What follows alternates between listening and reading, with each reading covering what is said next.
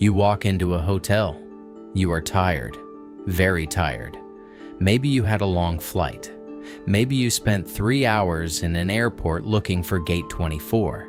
Maybe you just want a shower and a bed. Simple dreams, beautiful dreams.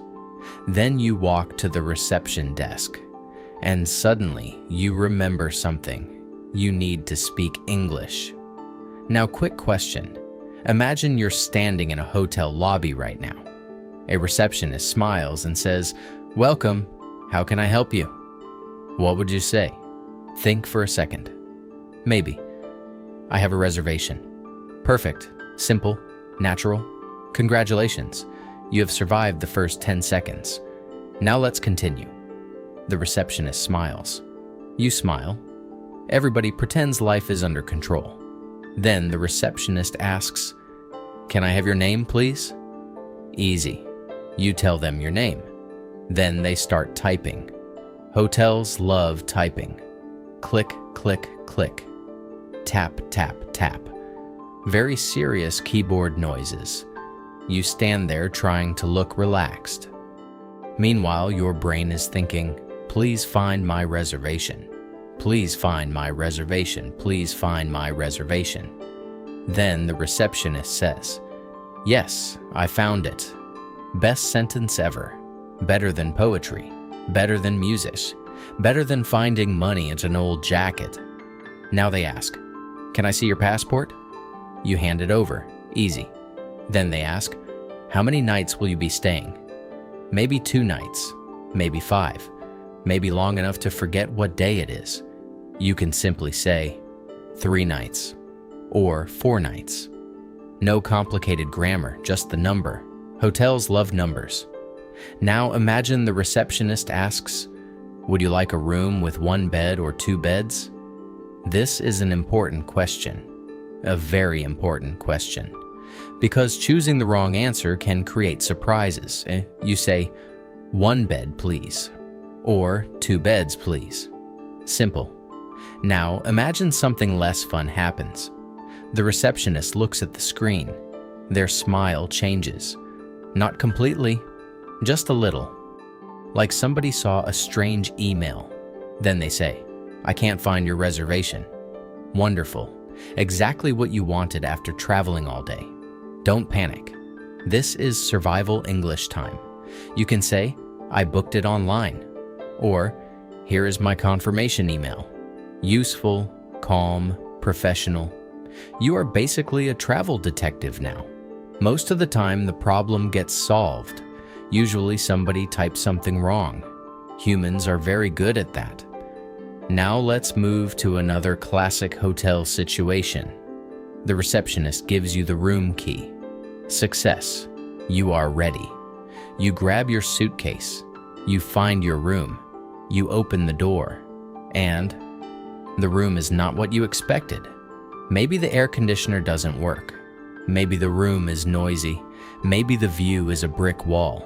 A very confident brick wall. So you go back downstairs. The receptionist asks, "How can I help you?" You can say, "The air conditioner isn't working." Or, "My room is very noisy." Or, "I think there is a problem with the room." Simple, direct, useful. Notice something?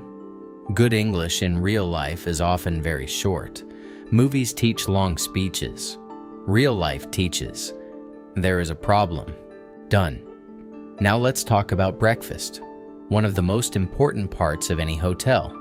You wake up, you are hungry. Very hungry.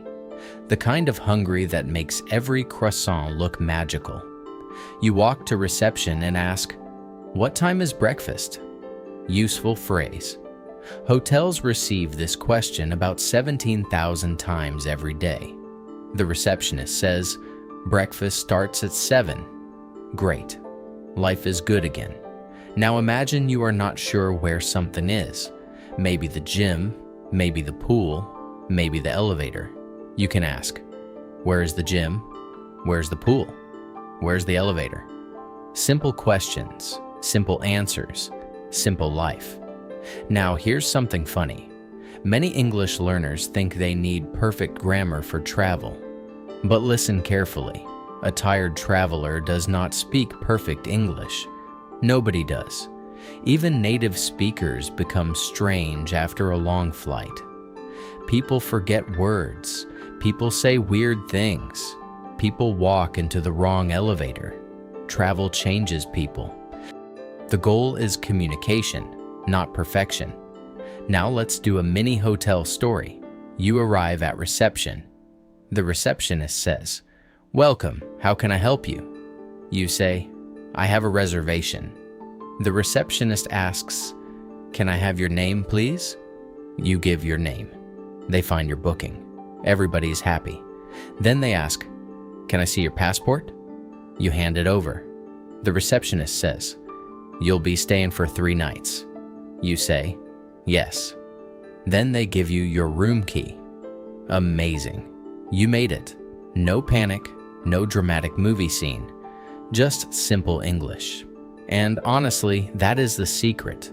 Most hotel conversations use the same small group of phrases again and again. You don't need 5,000 words.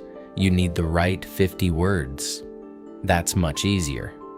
By the way, if you enjoy learning English through real-life situations like hotels, airports, restaurants, phone calls, and everyday conversations, you can also check out my Patreon. There's a full course there designed to help you feel more comfortable speaking and understanding English in real situations. The link is below if you'd like to take a look. Now, before we finish, I want you to imagine something. You arrive at a hotel tomorrow. The receptionist smiles and says, "How can I help you?" This time you don't freeze. This time you know what to say. You smile and answer, "I have a reservation." Simple, natural, done. Because travel English is not about sounding smart. It's about getting the room. And honestly, once you finally get into that room and lie down on the bed, you suddenly become fluent in one phrase: "I need a nap."